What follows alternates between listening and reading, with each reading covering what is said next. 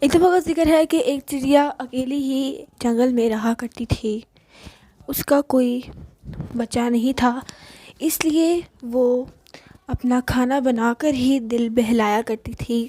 بیچاری کیا کرتی، کچھ بھی نہیں تھا کرنے کو اس کے پاس۔ اس کا کھانا پورے گاؤں میں بہت ہی زیادہ مشہور مانا جاتا تھا۔ وہ بہت ہی زیادہ اچھی کوکر تھی۔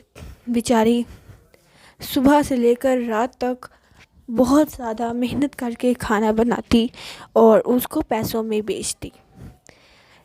ایک دفعہ وہ بنا رہی تھی کہ اچانک سے ایک چڑیا کو خوشبو آئی اس کی۔ اس نے دل میں سوچا کہ یہ کس کا پکوان ہے، کون ہے جو بنا رہا ہے۔ اس نے کہا کہ وہ بھی جا کر دیکھے گی، تو وہ فوراً اس کے پاس گئی، چڑیا کے پاس، اور اس نے کہا کہ دیکھو بہن، مجھے بھی تھوڑا سا کھانا دے دو، میں بہت بھوکی ہوں، میں نے کچھ بنایا بھی نہیں ہے، میں تھوڑی دیر بعد بناؤں گی۔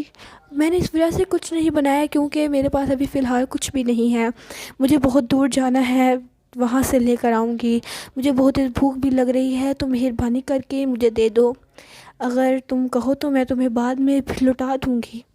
بیچاری چڑیا کیا کرتی، اس نے کہا کہ ٹھیک ہے بہن، تم لے لو۔ اس نے کہا کہ میں تمہاری بہت اچھی پڑوسن ہوں نا، تمہارا میں کتنا خیال رکھتی ہوں، تو تم مجھے مہربانی کر کے تھوڑا سا دے دو۔ چڑیا کو بہت پریشانی ہوئی کہ یہ کیا بار بار کہہ رہی ہے، تو اس نے کہا بہن کچھ نہیں ہوتا، کچھ نہیں ہوتا، آپ لے جائیں، ٹھیک ہے، اور آپ کو دینے کی کوئی ضرورت نہیں ہے۔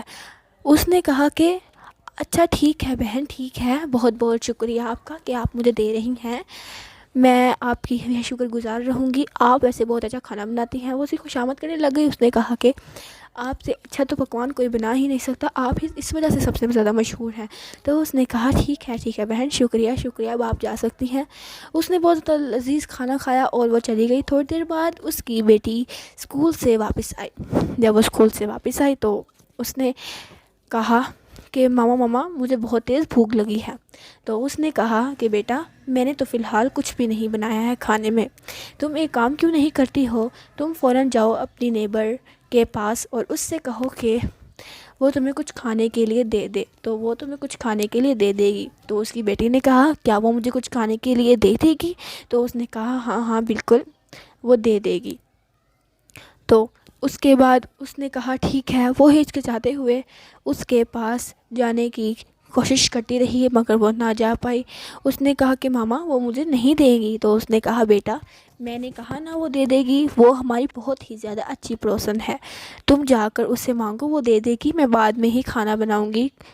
تو وہ اس کے پاس گئی اور کہا کہ آنٹی جی کچھ کھانا ملے گا کیا مجھے؟ تو اس نے کہا، اس نے دل میں سوچا کہ یہ کیا ہو گیا ہے، پھر اس نے کہا کہ ہاں بالکل بیٹا۔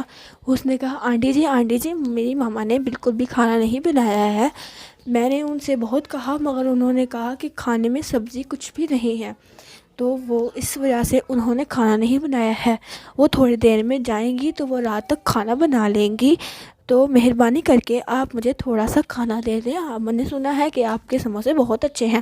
تو اس نے کہا کہ ٹھیک ہے آپ لے لیں، تھوڑے سے سموسے لے لیں اور مزے سے کھائیں، اور یہاں سے آپ آرام سے جائیں اور اپنی ماما سے کہیں کہ آپ کے لیے کھانا بنائیں، کیونکہ سموسوں سے تو پیٹ نہیں بھرے گا، وہ تو وقتی طور پہ ہوگا، لیکن آپ کو کھانا تو کھانا ہی ہوگا۔